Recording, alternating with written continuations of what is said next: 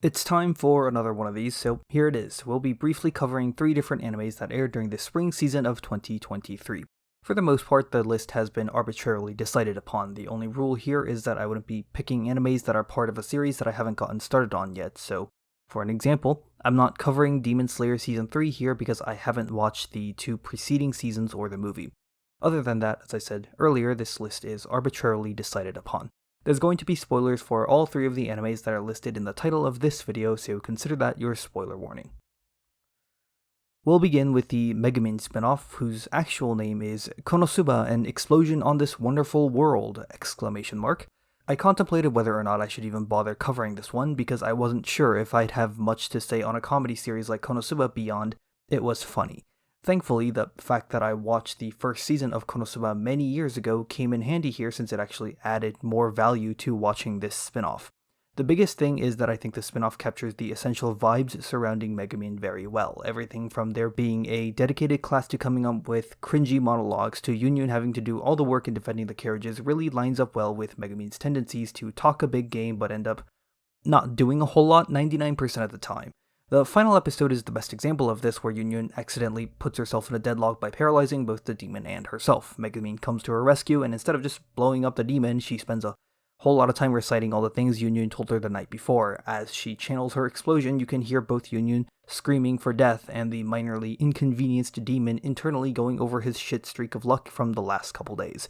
The anime does everything it can to downplay Megumin's efforts in this final encounter, and it's really great. The side characters and how they interact with Megumin contribute a lot to making the anime enjoyable as well. Back in her town, Megumin's fearless little sister, and to a lesser extent her extremely passive-aggressive mother and passionate father, made for a funny little family dynamic. Megumin deciding to commit her skill points to learning magic in order to save her sister but being quite stressed out because of it stood out to me, especially because of the role Yunyun plays during it. For all the screen time he gets, I actually don't have a whole lot to say about the super Nitu Pukurori. I think a lot of the spotlight he gets in episode 3 is pretty funny, but very little beyond that was memorable. The complete degenerates of the Axis sect were great, and the weird relationship between them and Megumin, where Megumin refuses to join the sect but has no qualms with helping them recruit others, stands as one of my favorite interactions in the whole anime. Of course, you can't talk about this spin-off without talking about Yunyun either. She's my favorite character of the anime by quite a large margin. I think her special dynamic with Megumin, where Yunyun is simultaneously completely helpless without Megumin, but also spends a lot of time having to police Megumin to make sure she isn't doing anything too stupid, is probably my single favorite aspect of the entire anime. The aforementioned carriage debacle of episode 9 and Yunyun cringing herself to death in episode 12 were what I consider to be the best moments in regards to this character. For what it's worth, I think the spin-off is fairly light on its callbacks to the original material. This might sound a little weird to some people who watched it because once the anime makes its way over to the town of Axel, you can hear Kazuma and Aqua getting into shenanigans constantly, even if you never see them directly until the very end of episode 12. But even though all these background appearances are so densely packed together near the end, even from characters like Darkness and Wiz, they're almost always in passing and never detract from the main story, so despite the density, the nature by which these callbacks are presented helps make this spin-off feel stronger as an independent piece and not something that's being propped up on by work that's already been done.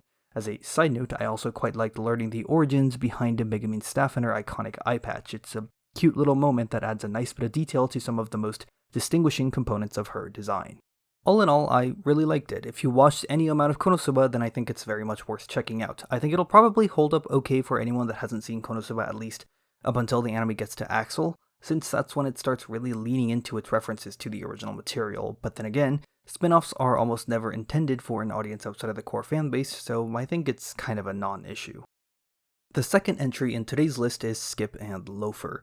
We need to preface this section of the video by saying that I generally don't like slice of life, and Skip and Loafer is no exception to that rule. I don't hate it, but I would also be a liar if I said that I was enjoying myself while watching it. For me, the main takeaway after having finished the anime was that Skip and Loafer was one of the most slice of life things I've ever seen. Exactly what that sentence means is going to differ from person to person based on their own thoughts on slice of life as a whole. When talking to a few of my friends who really enjoyed it, they would describe Skip and Loafer as peak slice of life, or something adjacent to that sentiment. For them, Skip and Loafer seemed to bring out all the things about the genre that they loved and put it out on display at a really great level. But for me, Skip and Loafer displayed everything that I don't like about slice of life and wallowed in it. It felt like there was genuinely no progression of any kind throughout the whole anime, and all the happenings were so mundane that I could never find myself invested in the anime. Despite these perspectives being on complete opposite ends of the spectrum, both of these are still applicable as an interpretation of the line, Skip and Loafer was one of the most slice of life things I have ever seen. For all the spotlight they receive, I find the main character duo of Mitsumi and Shima to not be very interesting. The main issue I had with Mitsumi is that her social troubles seem to mostly resolve themselves on their own. Her anxiety being offset by the fact that so many people seem to like her straight out of the gate made things less interesting to watch, and it never felt like any of her conflicts had a meaningful weight behind them. I think the one exception to this one would be in episode 6, when Shima says something to Mitsumi without thinking twice, and both of them end up worrying that they accidentally offended the other and start spending the rest of the episode overthinking this single interaction. I did enjoy this one while the overthinking lasted. Shima fares worse than Mitsumi for me. He almost feels engineered in a lab to be the most inoffensive character of all time. Maybe it's because so much of the anime is shown from Mitsumi's point of view, but he's so nice to everybody and everybody loves him, and he seems to have very little friction in his life. Yes, there are his family issues, but this one doesn't quite get the spotlight that I think it could have used. The one time it's brought in as the central focal point in episode 11 was kinda neat, but it doesn't last very long in the grand scheme of things, so I don't have a whole lot to say about it. There's also Ririka who pops in near the end, but she didn't feel like a character that added much to the story. I found her to also be wholly whelming. Her whole personality revolves around treating Shima poorly, and this isn't done in any interesting way as far as I'm concerned. She does have some backstory with Shima, and he clearly doesn't like spending time with Ririka, but these elements of their relationship almost feel glanced over and underdeveloped. The feeling I got when watching this character was that the anime seemed to want a bad guy for its story, so it simply slotted one in. I'm pretty sure one of the main points, if not the main point of the anime, is supposed to be about why a guy like Shima, who could have his pick of the litter when it comes to friends, seems to enjoy spending so much time around Mitsumi despite her ever-present anxiety and social awkwardness. Despite this, due to never being able to invest myself into these characters and their conflicts, I could never find myself caring about their dynamic. There's been a lot of negativity so far, but I do have a few nice things to say about Skip and Loafer. I think Mika was the best character in the anime, mostly because the anime actually got me to care about her conflicts. Maybe it's because the anime made her conflicts feel more obvious and straightforward that it was able to sell this character to me. The anime isn't afraid to showcase her jealousies and insecurities and of how she feels the need to try so hard to do things that seem to come so naturally to others. This even manifests in how she both views and treats people, with the most notable case being how Mika remembers people that she doesn't like, whereas Mitsumi will remember the people that did her kindness. Her little dynamic with Nao is also pretty neat, especially in how Nao saw bits of herself in Mika. I also enjoyed Kanechika's presence, mostly because this character helped inject a little energy into the anime, which I think it really needed. In episode 11, his discussion with Shima about Kanechika's end goal of all this screenwriting was something that really stood out to me in particular. Lastly, while I know that I've been dunking on Shima a lot, I do have something nice to say about him.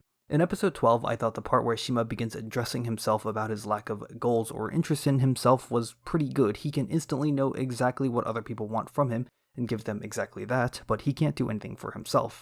That part of his character in particular stands out to me because it kind of fits the bill for why he felt like the character who was engineered in a lab to be the most inoffensive character of all time, because he's doing it to himself intentionally. Shima even describes himself as feeling attacked when he meets people who are passionate for something. It's a very specific and honest review of himself that made me finally care a bit about the character, even if this moment did come at the latest possible time. It kind of feels a little mean to pick on Skip and Loafer because the target audience clearly isn't me, and even when I do look at the list of things that I didn't enjoy, I can kind of understand the intent behind these things. Most of this genre is defined by telling stories about everyday people in everyday situations, and I can't really knock on the anime for doing its job. Simply put, if you enjoy slice of life, then you'll probably enjoy Skip and Loafer, but if you don't enjoy slice of life, then I would recommend passing on this one.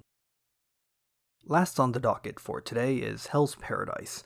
In the long run, the thing about Hell's Paradise that stuck out to me the most is its visuals. And that's not necessarily in terms of animation. It was perfectly fine in that department, nothing mind-blowing. It's the presented imagery that I ended up liking a lot. There's the incessant use of flowers in a land of death, starting with the corpses blooming post-mortem or the Tensen regenerating through a series of roots growing out of their bodies. The bastardization of Buddhist and Taoist imagery shown in the monsters at the start, not to mention the hideous creatures with humans' parts sticking out of them in the most uncomfortable manner ever. The praying trees that were once villagers gathering around the center of the island during their last living moments. The gazebo in the center of a calm and beautiful pool of water where the Tensen gather and enjoy themselves amidst the monstrosities inhabiting this land. Hell, even the bugs. I fucking hate bugs, and seeing these freakish bugs with human parts grafted onto them is straight up nightmare fuel for me. But it works. It adds to the nightmarish ecosystem of this island in a unique way. There's something simultaneously captivating yet horrifying about the imagery on this island, and it's all great stuff. Going away from style, we can talk a bit about the substance. Gabimaru's motivation of realizing that the only reason he subconsciously refuses to die is because he wants to be back with his wife is interesting enough, and it helps that it kind of shines through here and there in his interactions with other people. There's the most obvious example of this where Sagiri helps him realize this fact in the first place. There's also a cool little dichotomy with Gabimaru where his ultimate priority is to get back to his wife who sparked emotions back into his life, and in order to do this, he tries to deny his own emotions to power through the obstacles in front of him. My favorite example of this is the moment where Gabimaru immediately grabs Mei the moment she begins to speak, demanding information about Tensen and the elixir. After a moment, he backs off, apologizes, then asks again in a much more respectful tone. It's kind of a cute little reminder of the things his wife spoke of. Of all the side characters, I think the one that I like the most is the bandit chief, Chobei. This is heavily supported by the fact that his assigned executioner is his own younger brother, Toma, who became an executioner just to free his own brother.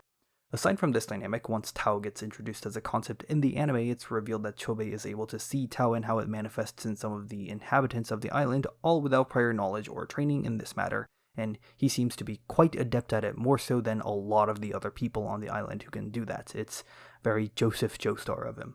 One decision that specifically stuck out as odd to me is the very heavy investment in the death of Tenza.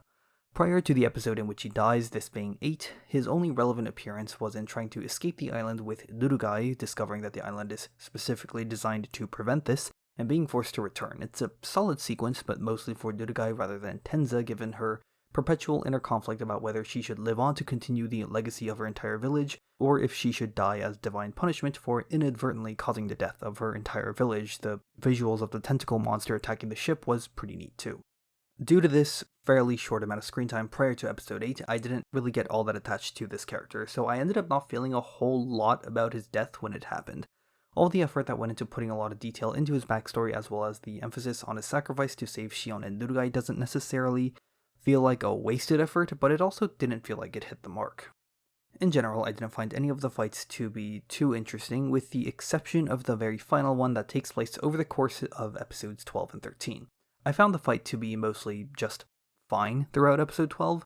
At that point, it gave me a lot of the same vibes as the fight against the giant criminal in episode 6, where it's a seemingly unbeatable opponent with a single weakness and the entire fight revolves around trying to exploit this single weakness for a critical blow. It's more like solving a puzzle than an actual fight. Shion flying in at the end of episode 12 to join the fight was great, mostly because he's a really cool character that I'm happy to see again. They also managed to tie in Tenza's death from earlier with Shion's character during the fight, and I like the way that Shion came to interpret it, although I don't think it retroactively adds more weight to Tenza's death.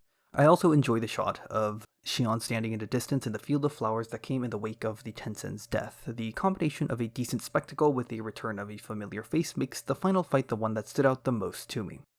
I could see myself watching a season 2 of this should that ever drop. I don't really care too much about the fights, but the imagery of Hell's Paradise and some of the characters I enjoyed like Shion and Chobei make me interested enough to see how things keep going.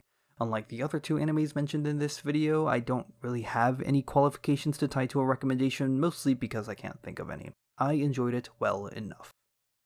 If I had to sort these 3 animes by enjoyment, I would rank these as the Megumin spinoff, Hell's Paradise, and Skip and Loafer in the order of most enjoyed to least enjoyed. Ironically enough, Skip and Loafer felt like the anime that I had the most thoughts on, while the Megumin spinoff was the least, and Hell's Paradise still finding itself caught between the 2. It's funny how things pan out sometimes. And that's it for the video. Thanks for watching. If you enjoyed it, then please consider liking it and maybe even subscribing to the channel. While I don't know if it'll be the next video, I do plan on making a standalone video on Heavenly Delusions. I've also begun work on the JoJo video, although that one won't be complete anytime in the near future. That'll be it for me. Once again, thanks for watching, and I'll see you next time.